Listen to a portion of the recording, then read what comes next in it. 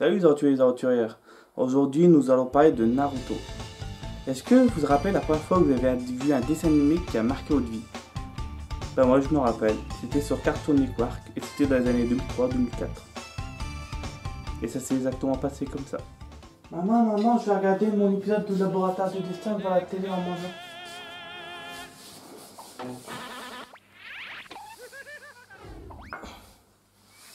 Oh non, c'est la pub, mon épisode est fini. Du travail. Qu'est-ce que c'est? De la persévérance. Du courage. Qui sera le plus valeureux des ninjas? Choisis ton clan. Bientôt sur Cartoon Network. Oh punaise, c'est quoi ce truc? Faut se remettre dans l'époque. Les mangas, ça marchait un peu, mais c'était pas la grosse hype. Maintenant, on avait genre 2-3 goodies et c'est tout. Fallait vraiment avoir le gros manga qui marchait pour avoir peut-être le carnet et peut-être 2-3 vers. Parce que autant maintenant, il y a des animés, on a tout, on a les peluches, on a tous les portefeuilles, machin. Là, tu vois n'importe quel au choix. T'aimes un manga un peu plus populaire, mais ton rayon est rempli. Mais là, c'est vrai qu'à l'époque, rien pour trouver un truc, c'était compliqué. Mais Naruto, c'est arrivé, c'était tellement un raz-de-marée qu'on avait tout. Je me rappelle qu'il y avait le jouet McDonald's, qu'on avait peut-être un an après le début de la série Naruto, où tu avais genre des kunai électroniques, on avait genre des parchemins, on avait vraiment genre plein de jouets McDonald's. Donc ça a marché en fait, dès que ça marchait, on avait un produit McDonald's, et Naruto avait ça. C'est dommage que je disais plus parce que j'aurais tellement par nostalgie à récupérer ces objets. Du coup, je parlais de McDo, paradoxalement, il y avait aussi des jouets. Bon, des jouets Naruto, il y en avait, mais c'était pas terrible. Il y en avait certains, mais bon. Surtout, en plus, c'était des jouets qui coûtaient très cher parce que c'était des licences qu'on n'avait pas l'habitude d'avoir en France, donc c'était très cher. On avait aussi les cartes Panini. Donc, j'ai pas l'ancien, mais pour montrer l'exemple, Starfall de ça. Voilà, c'est le nouveau, mais il y avait les anciens. Et il y avait aussi des cartes comme ça, Panini à collectionner. Donc, non, on était vraiment bladés. Donc, et il y avait aussi, je pense que beaucoup d'entre nous ils ont eu, c'est les cartes à jouer et à collectionner. Tu es sûr de vouloir devenir ninja? Alors prépare-toi au combat avec les cartes à jouer Naruto. Forme ton équipe de ninja et concentre-toi sur ton chakra. Multiclonage! Bien joué! Pour gagner, utilise les techniques les plus astucieuses. Mais attention à pas te faire encaler. Alors collectionne les cartes booster. Cartes à jouer Naruto de Bandai, il y a des règles pour être ninja. Est-ce que j'ai acheté ça en 2022? Oui. Est-ce que j'ai pris un plaisir à l'acheter? Oui. Est-ce qu'on va se l'ouvrir à la fin de la vidéo? Oui. Donc on va s'éclater, on va se l'ouvrir ça. Je vais faire un unboxing, mais pas parler, je vais juste mettre une petite musique et juste montrer ce qui est contenu dedans. Donc c'est encore un spot d'en trouver scellé, toi. Donc on va se faire un petit plaisir de s'ouvrir à la fin.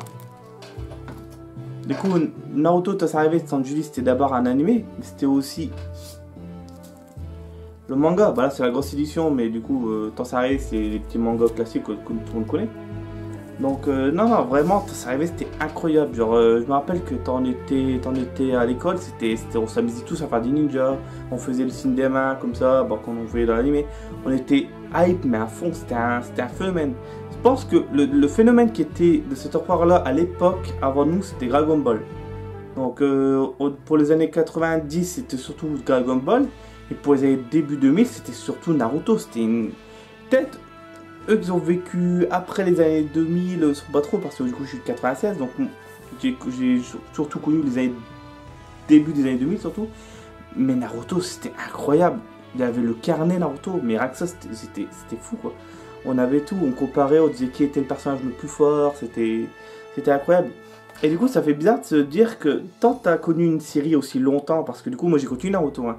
C'est d'abord été sur Cartoon Network, après du coup j'ai suivi ça, du coup c'était en français du coup sur Cartoon Network. Et du coup on a connu ça aussi, du coup c'est après arrivé sur Game One, un petit peu plus tard. Et du coup là c'est pareil, c'était en français. Et du coup je me rappelle que j'ai quand même regardé toute l'animé en français, et très bonne VF, on n'aime pas la VF, ou on est fan de VO, ça c'est pas la question. Mais du coup moi j'ai surtout grandi avec la VF de Naruto, même si plus tard j'ai grandi aussi avec la VO de Naruto. Mais au début j'ai grandi avec les voix de Naruto en français. Donc c'était incroyable. Donc du coup j'ai regardé le début sur Cartoon Network quand c'est vraiment arrivé en France.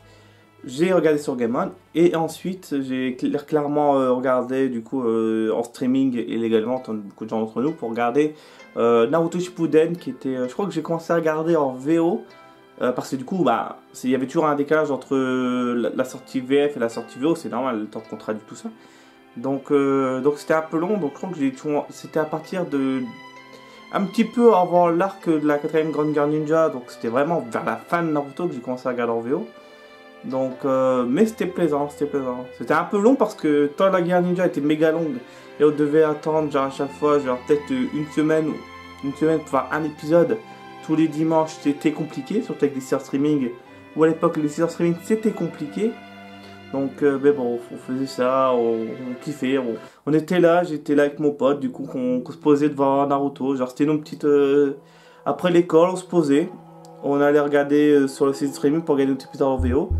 Ou tant on n'allait pas à l'école, ou tant il y avait des vacances ou quoi, on venait pour regarder l'épisode de Naruto Shippuden qui était à l'après-midi, il me semble.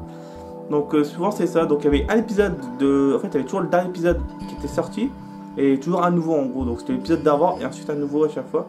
Et je me rappelle c'était à midi, donc moi du coup je mangeais chez moi, donc à chaque fois à midi je mangeais, je regardais Naruto et du coup je repartais à l'école, donc que des bons souvenirs Naruto.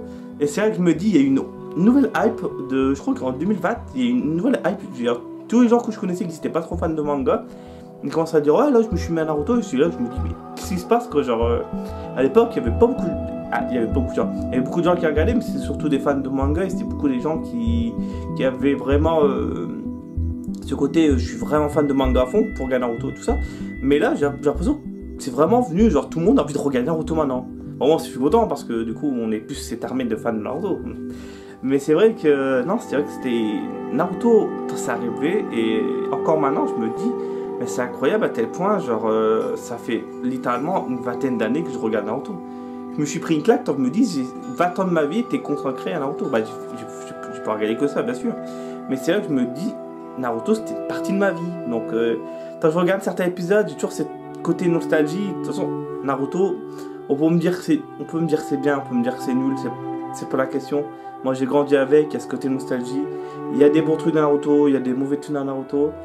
Mais Naruto, il apprend des bonnes valeurs, je trouve, au niveau de qu'est-ce que c'est d'être un humain, de pourquoi la guerre c'est nul, pourquoi il faut... Le cercle d'Aen, c'est pas un truc positif. Paradoxalement, c'est une œuvre qui est très pacifique dans l'idée Naruto. Donc, non, Naruto c'était incroyable. Je pense qu'une époque où je tournais un peu mal dans ma vie, je pense que sans Naruto, j'exagère vraiment pas. Je pense que sans Naruto, j'aurais peut-être, je serais pas en prison, mais j'aurais peut-être été, j'aurais été tout le temps regardé à vue machin.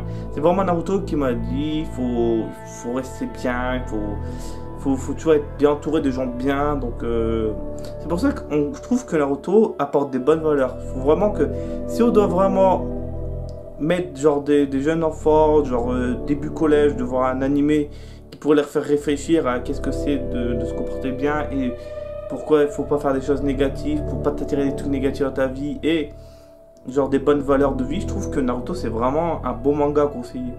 C'est pas juste de la bagarre bête, il y a toujours un air-fond derrière, qu'est-ce qu'ils disent. Donc non, ça m'a marqué ce manga, c'est incroyable. Donc voulez-vous faire part de ce côté très nostalgique. Je me rappelle, de temps en temps, je regarde encore des épisodes, j'ai la larme aux yeux parce que 20 ans de sa vie, ça s'oublie pas. Donc non, je suis content de se dire que Naruto, ça arrive en France et que ça a bien marché. Pour dire que toute une génération, la mienne de génération qui a grandi dans les années 2000, qui a connu ce manga incroyable. Donc je suis content de me dire que j'ai vécu ce moment où il y a eu un gros manga qui est arrivé comme Dragon Ball, ou qui a chamboulé des gens de leur vie, qui a peut-être fait que peut-être des gens ils ont voulu s'intéresser à l'histoire du Japon, qui du coup est devenu genre touriste au Japon parce qu'ils adoraient le côté très ninja et du coup une culture japonaise de Naruto. Peut-être des gens ils ont voulu être traducteurs grâce à Naruto. Naruto il n'a pas aidé que pour des gens, pour leur futur pour tout ça, mais je pense que grâce à Naruto ça a dû éveiller quelques passions au niveau de la Japanimation, et je pense qu'il y a beaucoup de gens qui travaillent maintenant au niveau de la Japanimation. Ça peut de tout, à touristique, traduction, tout ça. Je pense que Naruto a vraiment aidé à ça. Et si quelqu'un a pu grandir et réaliser ses rêves grâce à Naruto qui apprend toujours à, si t'as un rêve, ne l'abandonne pas, c'est que dans un sens, l'anime a réussi, qu'est-ce qu'on veut dire, c'est vraiment ce côté, n'abandonne pas. L'auteur, à la base, Naruto, ça n'a pas voulu sortir. l'auteur s'est battu pour que Naruto sorte, et il s'est battu, il y a eu plein d'échecs, plein d'échecs, mais a remonté la pente, et maintenant il nous a fait ce chef-d'œuvre qu'est Naruto. Je sais que j'ai l'impression de jouer fanboy parce que oui, et j'en suis un parce que Naruto, c'est un manga qui a marqué, il est dans la top 5, Naruto il est premier deuxième. C'est vraiment parce que ça se dispute entre ça et Degreman qui est aussi un grand manga du cœur. Mais c'est vrai que Naruto, même si je le mets deuxième, premier, je pense que dans mon cœur il sera quand même premier. Donc en tout cas, j'espère que ça vous plaira. Et on se retrouve à la fin de la vidéo pour ce petit commenting avec une petite musique de Naruto sympathique. En tout cas, merci d'avoir regardé la vidéo et à plus. Bah du coup à la base je devais pas faire ça comme ça, je devais faire ça avec une petite musique, mais du coup ça serait peut-être plus sympa de faire vocal.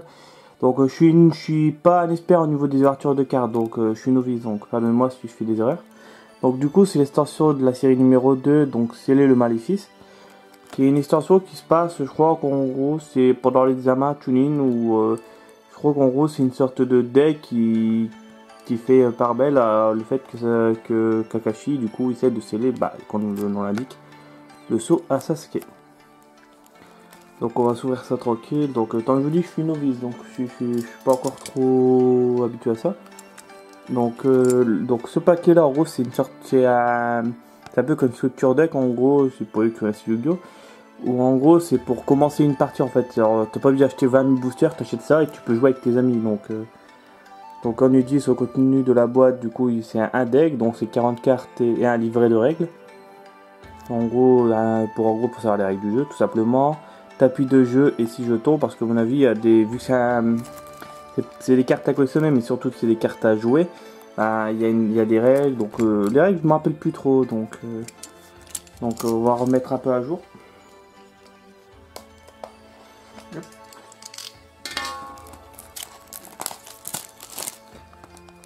Donc ça fait longtemps, je crois que la dernière fois que j'ai ouvert un truc comme ça, c'était sorti, donc c'est-à-dire dans les années 2003, 2004. Donc oh, ça fait bizarre d'ouvrir ça.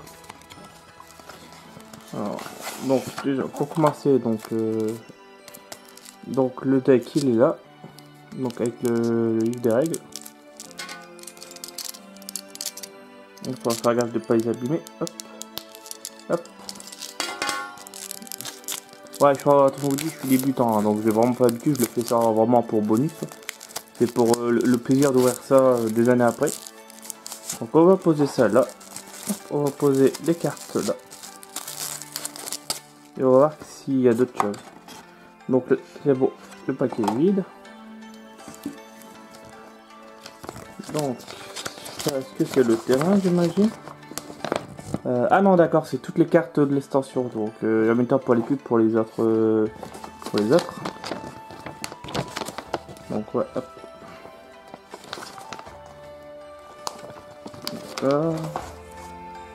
Ah donc là peut-être c'est le terrain. Ça, oui voilà, c'est ça. Maintenant j'ai le visuel, ça me revient. Donc voilà. Donc les chakras, je me rappelle plus les règles, je me rappelais même plus que le terrain. Je me rappelle visuellement comme ça maintenant, mais c'est vrai que je me rappelle plus. Mais en tout cas, je trouve que ça fait beau. Donc ce côté genre la nuit comme ça et tout, ça passe. Et du coup là c'est ouais, du coup c'est comment ça se joue avec les règles et tout ça. Donc sympathique.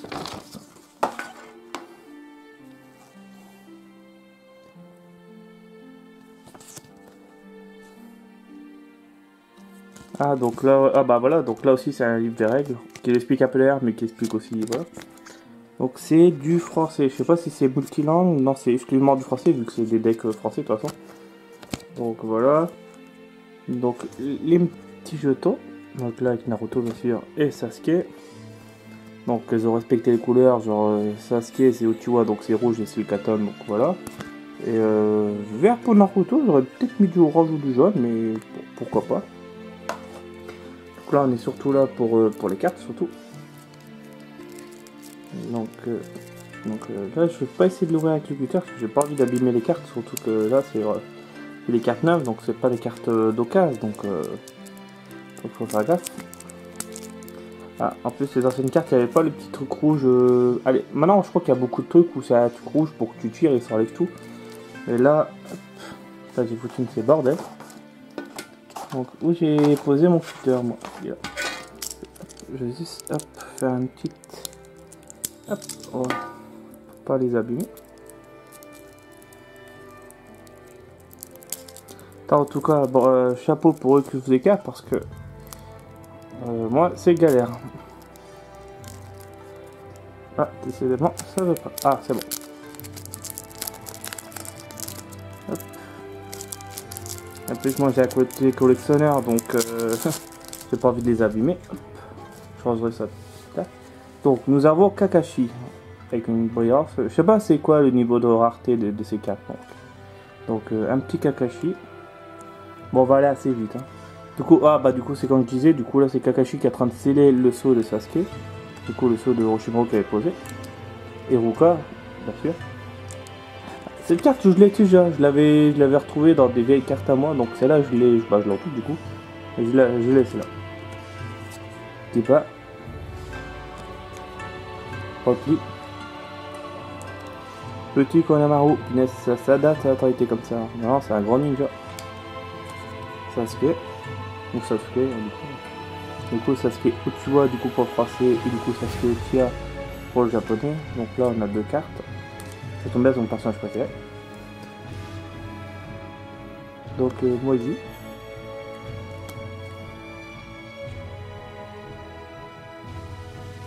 Lui je me rappelle, il m'avait marqué cet épisode où t'as Gaara qui est arrivé au village et du coup t'as lui et du coup Konamaru, il me semble, qui a appelé Naruto pour littéralement prévenir que faut qu'il se dépêche parce que t'as littéralement des ninjas du pays du sable qui allaient faire un peu de boxeur à Konoha. Donc Naruto, super carte. D'ailleurs j'aime beaucoup les aspects de ces cartes. Donc je pense que je vais peut-être me refaire la collection. Donc ça c'est les ninjas plus secondaires du coup.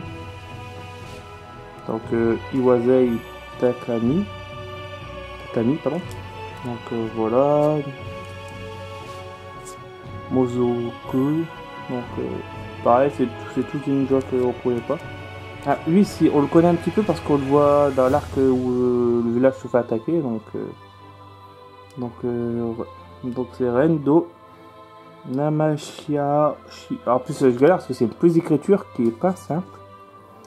Donc Namiyashi, voilà, apparemment, ouais, donc c'est ça. Désolé. Mon japonais il est pas terrible. Donc Gaimato bien sûr, ça le seul et l'unique.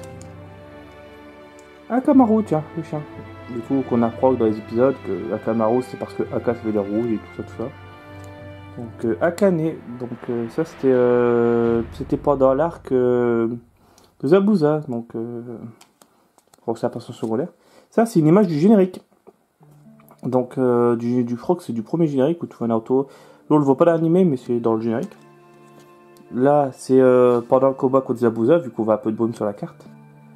Donc, ça, je me rappelle plus trop. Ah oui, c'est pendant la forêt de la mort où, en gros, il aide ça à pas se faire exploser par un parchemin explosif, un truc comme ça, je crois. Là, c'était Sasuke qui utilise son chakra pour alimenter son kunai pour le balancer.